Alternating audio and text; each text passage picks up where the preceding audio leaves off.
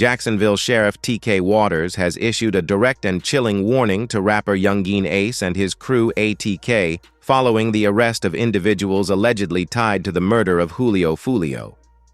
In a public statement, Waters didn't hold back, naming Ace outright and making it clear that law enforcement is watching closely. The sheriff's message comes after suspected members of Foolio's circle were apprehended, signaling a major shift in the city's response to the ongoing feud between ATK and KTA. Yungeen Ace, ATK, you know we're watching, Waters declared, emphasizing that the cycle of violence and retaliation tearing through Jacksonville's streets will no longer be tolerated. We are consistently monitoring those groups. We have people that are always watching them. I won't speak to the chief's investigation. That's up to the TPD. We don't have an investigation on him right now, but he can't move around in Jacksonville without us knowing. And that's for the betterment of our community. The sheriff then went on to give more details about potentially taking the Jacksonville rapper into custody. You have drill down here. Oh, yeah. I thought that was a Chicago thing. No, man, it's down here too, man. And the thing about it is, we like to run in like town. Like, there's a couple of them, they know they can't live here anymore. There was a particular song, it's Vanessa Carlton. What's the name of that song? It's real catchy, everybody likes it. Yeah, 1,000 Miles. They sampled her song, and then they made a song, a rap to it. They were talking about people that actually been about 5 or 6 of them, right? They named in that song. They did. But that's what drill rap is. It's nonsense, but it's impactful because they're talking about people that actually, those people have parents, they have mothers, they have fathers, they have brothers and sisters that feel the effects of what's going on. They think it's a joke. Police have been keeping a close eye on Yungeen Ace for a while now and recently made 5 arrests in connection to Julio Foolio's death, nabbing suspects Alicia, Isaiah, Sean, Rashad, and Davon. However, authorities suspect that Yungeen Ace is one of the main masterminds behind it all, which many believe is the driving force behind the feds repeatedly shutting down his concerts. Police and I don't know how they be doing it, but they always come around and cancel my shows. What's up with y'all? What's going on? Why y'all want to cancel my show? I don't even live there in Jacksonville. Why y'all want to cancel my show? Why y'all trying to my money? Yeah, man, I'm trying to my life. But y'all worry about what I got going on. I ain't dying, with y'all. Y'all canceled all my shows, but I just had a show in Temple. Y'all got the show canceled in Tampa. I had a show in Virginia. I called them, show canceled up. I had a show in Gainesville. I canceled my show in Gainesville, folks. Daytona. Feel me? Like, what's really going on? Authorities believe Yungeen Ace hired the suspects with a clear motive, all stemming from a leaked video that surfaced online.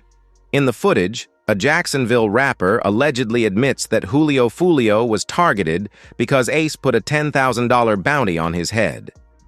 Hey, on everything I love, bro. On the big homies, bro. I put it on everything on my soul, on my kids. I'm the one that smacked Julio Foolio that night when he got at his birthday celebration, bro. You feel me? I ain't gonna show my face and give my identity away or nothing like that. But, I did that, you feel me? There was money on his head, you feel me? I rock with Ace and them boys, you feel me? ATK, you feel me? I be in Jacksonville heavy, you feel me? If you know, you know. But yeah, you feel me? I did that, you feel me? I handled that because, you know, Ace had that money on his head, you know, Ace had to put that 10K up, told me to slide, told me to, because, you know, he got tired of that running his mouth playing all the time, you feel me?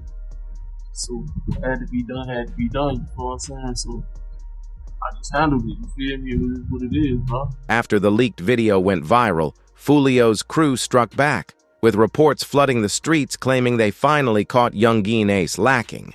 The Jacksonville feud seemed far from over, but in a surprising twist, Ace announced he was cutting ties with his own gang, ATK. Ain't no such thing as ATK no more. That stuff is gone and over with, he declared in a video, explaining his decision to walk away from the streets and leave the past behind. I say no more ATK, it ain't no more. I'm talking about you don't do tripping. Everybody always got to say When the time for the Lord to be paid, you be at. Got all this to say, you be at though. You need to get buried. When the time to spend that money, to be. That's all we got to say, but don't be on. Don't get no feet wet or nothing, man. You niggas be talking, man. Wrong with these, man. Don't talk like me. You talk, don't get no, man. When I say no more, educated ain't no more. However, DJ Academics had already predicted the situation, warning Yungeen Ace beforehand that he was likely next to be targeted. Whack 100 recently spoke about you, and he says, "You're next." I was just say that, bro. I was just wishing. I don't know if he was wishing. I think he's thinking about, like, in terms of, people want to get the target, like the high profile target, and if Foolio is out there, now they're like, well, the only way to make another thing is you. I wish for me. I don't. I'm letting you get up. I'm not letting nobody get up. With his passing now, right? Does it mean that this whole situation is over? Never no situation. Yungeen Ace has faced countless attempts from his ops in the past and managed to survive each one, but this time things are different. With the feds closing in, police now claim they have evidence pointing to Ace as the mastermind behind the hit on Julio Foolio. According to an official statement, Julio Foolio, born June 21, 1998, was ambushed by rival street affiliates in Tampa. What was meant to be a birthday celebration quickly spiraled into tragedy. Foolio and his crew had rented an Airbnb for the weekend, but not long after arriving, Julio made the critical mistake of posting about the party on his Instagram story. Whole RV. I'm telling RV, open the door. I open the door, I'm pushing the door. I got you, grab a shirt. I can't move. He tell me, you know, I took my job. Open the door, post it, call it. Instead of taking precautions and waiting 24 hours before posting about the party, Foolio kept updating his Instagram as the night went on. As he shared moments of everyone drinking and having fun, his ops were on the other side, quietly plotting. By constantly posting, Foolio revealed he wasn't fully aware of the dangers lurking around him, making it easier for his enemies to track his every move.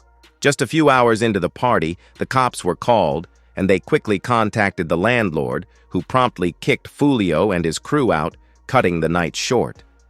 But rather than calling it a night, Julio pushed forward and posted a flyer for a local club, inviting everyone to pull up. It almost seemed like Julio was tempting fate, ignoring the unwritten rule among rappers never to post their exact location in real time. Yet Julio continued to break that rule, even after the disruption.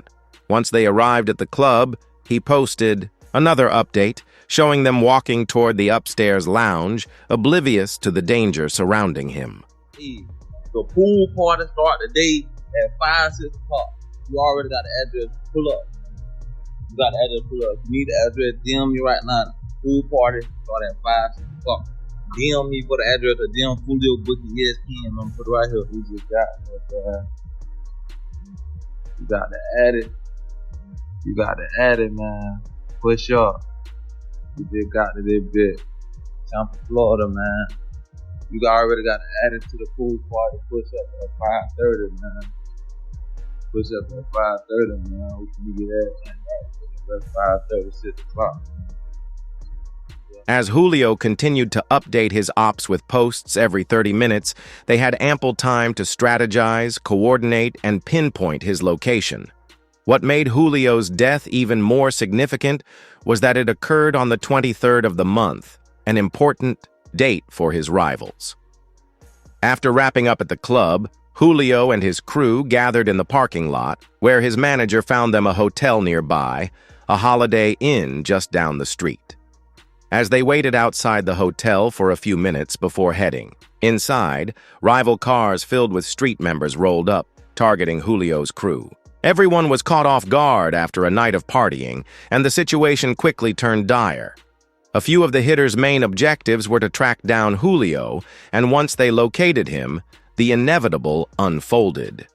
This was clearly a retaliatory strike, as the 23rd marked the anniversary of Julio's diss track, When I See You, where he mocked Yungeen Ace for the loss of his close friends. In the track, Julio rapped, "Went out to eat on his birthday.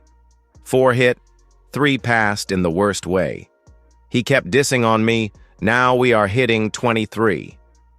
On that same date, Julio's enemies struck 4 people, including him, fulfilling the revenge. They had long been plotting." Adding to the drama, Ace soon released a track where he rapped about 4 in the car, 1 gone, 3 got hit. Ace remixed Julio's original line, turning it back on him and proving this was, without a doubt, a retaliatory hit from Ace's crew. Just 6 hours after Julio's death, Ace dropped a diss track titled Do It, aimed directly at Julio Foolio. Meanwhile, Ace's right-hand man posted an old tweet from King Von that read, "Game over! We won! Stupid!" But the story doesn't end there. Just a month before Julio's tragic passing, he revealed that there had been plans for a collaboration between both groups, aiming to end the violence between them and stop the escalating crime. Yet, instead of peace, this rivalry only continued to escalate, and the events surrounding Julio's death took on an even darker, more complicated twist. We came deeper for my birthday, man. Everybody coming up to the stairs. Yeah, man. You know what I'm saying?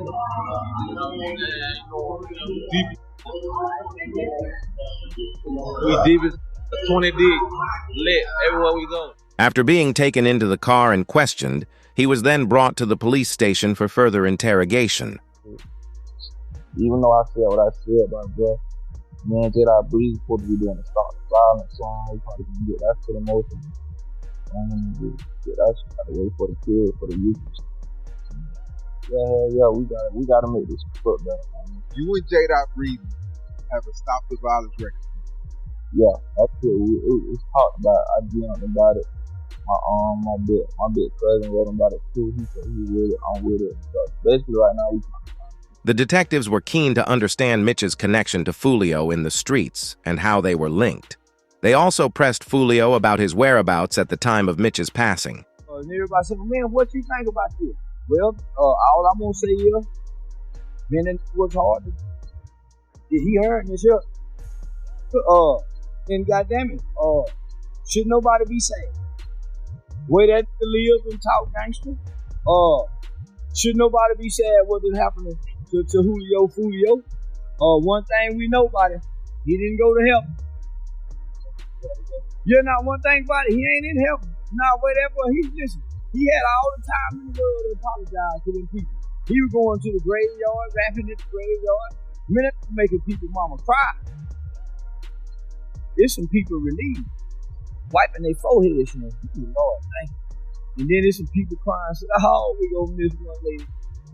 The detectives had no solid evidence against Julio and were simply hoping for a slip-up, but he remained silent, offering them nothing. So I ain't want to bring it up. I know you're gonna get upset. Mitch, some text I want to talk to you real quick about what happened to Mitch. How long is that gonna take? Not that long. Depends on you. They're just gonna ask you what you know about what happened. Do you think your music, your actions, or the way you present yourself through your music had anything to do with him? No. Even before I started rapping, it was like this. You know what I mean? You can't just blame my music for what happened. You get what I'm saying? Okay. But do you think it influenced someone or triggered them? With the back and forth between you two? Do you feel that way? No. A song can't make someone do anything, bro.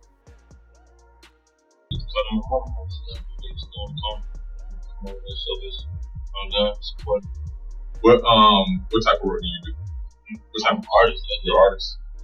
As far as music go, what are you hearing? I was in Miami, man. I heard the move, you know what I'm saying? I was down to make music. And that's how posting on Instagram, Mitch, everybody, the whole Jacksonville, Mitch.